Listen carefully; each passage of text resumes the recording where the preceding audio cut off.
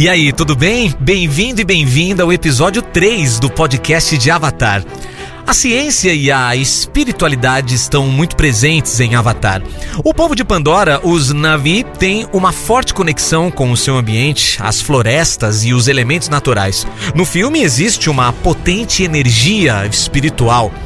A ciência e a espiritualidade são diferentes. Uma se baseia em fatos e leis da natureza, está focada em compreender o mundo material através da experimentação e da observação, enquanto a outra se baseia em crenças e fé, focada em compreender o mundo invisível através da fé e da exploração íntima, mas sem dúvidas também tem pontos em comum. E elas buscam o conhecimento e a compreensão do mundo. Implicam em exploração e contemplação, uma busca da verdade e de uma resposta à pergunta: por quê? Uma aceitação do desconhecido e do incompreendido. Uma apreciação da interconexão entre as coisas. Ambos compartilham o esforço de desenvolver uma relação mais profunda com o mundo e com os demais. Sobre crenças, muito se tem escrito. De fato, as crenças espirituais da humanidade se baseiam em diversas tradições, culturas e experiências pessoais.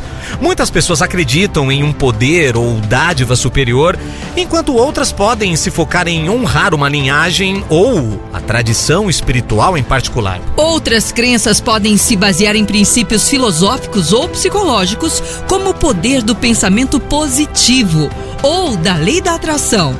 As crenças espirituais de cada pessoa são únicas e pessoais. Como disse o escritor e palestrante indiano Deepak Chopra, o universo espiritual é muito maior do que o universo físico. A espiritualidade é uma invenção humana, uma invenção que nós criamos. Júlio Navarro, astrônomo argentino indicado ao Nobel de Física, compartilha com você o seu conhecimento sobre o majestoso universo. Para que nos serve estudar o universo? Qual o sentido disto? É como um destino da humanidade. Não há um grupo humano que não se caracterize por ter uma história comum de origem. Todos acreditamos, como grupo, em uma origem, um mito de origem. Uma forma de entender de onde viemos, para onde vamos. Uma forma de conceber uma sociedade humana. Uma história mais ou menos comum, que conte de onde viemos e para onde vamos. E em matéria de evolução planetária, em que situação a Terra se encontra? Está bastante estável. Já faz alguns bilhões de anos. A Terra já tem 4 bilhões de anos de existência. Tudo segue mais ou menos do mesmo jeito.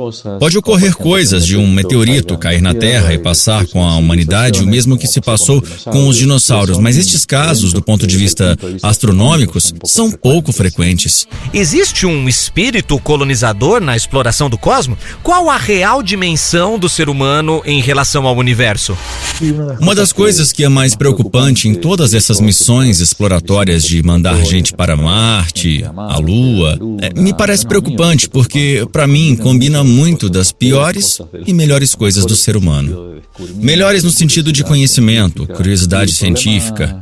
Mas o problema é que este mesmo espírito empreendedor foi o que levou à colonização de muitas partes do mundo, uma vez que algumas sociedades chegaram a ter uma sofisticação tecnológica que lhes permitiu dominar as outras. O filme Avatar defende a necessidade de buscar um recurso mineral em outro planeta. A partir dessa ideia, podemos nos converter em uma espécie multiplanetária? Encontrar uma maneira sustentável de habitar planetas e criar cidades neles? Parece que tecnologicamente estamos bastante lejos. Mas não me parece ainda. Estamos muito longe de criar bases terrestres habitáveis em outro planeta, ou ainda na Lua, que seja, em grande escala. No máximo, podemos fazer algo como estas estações espaciais para pouca gente, como o Pioneiros. Mas com certeza, em alguns anos, as coisas podem mudar. Então, talvez será um bom momento de refazer essa pergunta. Em nosso vasto sistema solar existe um planeta que parece ser a principal alternativa para nos converter em uma civilização autossustentável fora de nossas fronteiras estelares. Elon Musk, um revolucionário da indústria espacial, defende que a Terra e Marte não são tão diferentes, principalmente em pontos chaves, como a distância em relação ao Sol, a duração dos dias e também a temperatura. Por sua vez, diz estar convencido de que, elevando um pouco a temperatura do planeta vermelho, poderemos criar ali atmosferas e recuperar os oceanos líquidos que lá já existiram. Bom, por isso tudo, Marte parece ser uma boa opção, mas os seres humanos poderiam habitá-lo no futuro? Marte parece ser ter pouco de água. Marte parece ter um pouco de água. Lua também um pouco. Isso ajudaria a estabelecer uma civilização, mas creio que isso pode acontecer, mas não em um futuro próximo. Os outros planetas estão muito perto ou longe do Sol, ou não têm uma superfície sólida. Júpiter, por exemplo, não tem uma superfície sólida onde não dá para se sustentar, uma base para se assentar. Lua e Marte não têm atmosfera, então não podemos ter uma civilização humana que possa se autossustentar dessa maneira. Eu preciso de você comigo. Eu preciso de você forte. Olha, é possível que o ser humano busque recursos em outros planetas. Parece que a ideia não é descabida, nem para os cientistas, nem para o diretor James Cameron. A trama nos envolve com uma ideia de conservação que deveria ser levada mais em conta. Nos faz refletir sobre a relação profunda que existe entre a humanidade e o seu entorno. Avatar nos faz pensar na importância de respeitar a natureza e entender qual deveria ser a nossa conexão com ela. E as consequências de ignorar e maltratar o meio ambiente podem nos conduzir a romper com o equilíbrio de todo o ecossistema e a paulatina extinção de cada espécie. Sem dúvida, quando pensamos que diante de nossa base fica o abismo, Cameron foca sua lente e defende que os seres humanos, trabalhando em conjunto, podem protegê-la. O povo originário de Pandora é um exemplo. Eles não só coexistem no seu ambiente natural, como protegem, e esse cuidado se transforma em sua filosofia de vida. Essa é nossa casa! Os Na'vi vivem em harmonia com a natureza, têm uma profunda conexão espiritual com o meio ambiente, apreciam e respeitam as diferentes espécies com as que compartilham o seu planeta e têm um profundo vínculo, a ponto de serem capazes de se comunicar e se conectar fisicamente com outros animais.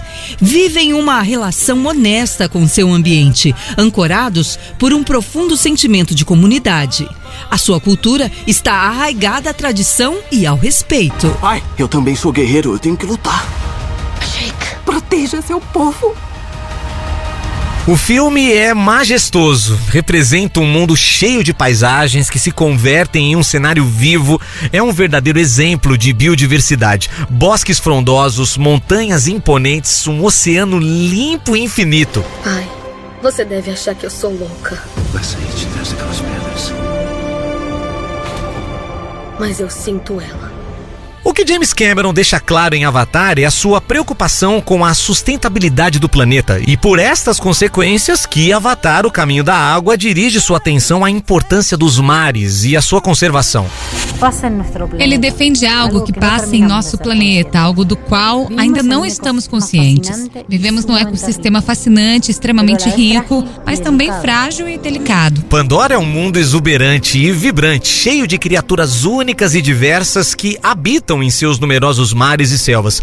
Existe um paralelo entre a incrível riqueza e biodiversidade da natureza da Terra, já que ambos estão cheios de uma imensa variedade de espécies e ecossistemas. Sem dúvida, essa comparação também traz luz à importância de preservar o ambiente natural do nosso próprio planeta. O célebre filósofo Francis Bacon defendia que a fonte de todo conhecimento são os sentidos e que um dos objetos de investigação é a natureza. Dizia que o meio ambiente é o espelho de nossas ações. E logo depois de receber 2 Globos de Ouro por Avatar, Cameron revelou uma das ideias centrais do filme, que se manterá por toda a saga. O diretor do filme defendeu que Avatar nos faz perceber que tudo está conectado e que todos os seres humanos estão conectados uns aos outros, todos conectados à Terra. Em Avatar existe uma mensagem clara. Nossa maior responsabilidade como espécie é cuidar do planeta. Devemos protegê-lo e ser conscientes do impacto de nossas ações. E fica sempre a pergunta: seremos capazes de preservar nossos recursos naturais? Os seres humanos podem fazer muita coisa. O importante é dar o primeiro passo, é começar a fazer. Temos que acreditar nisso.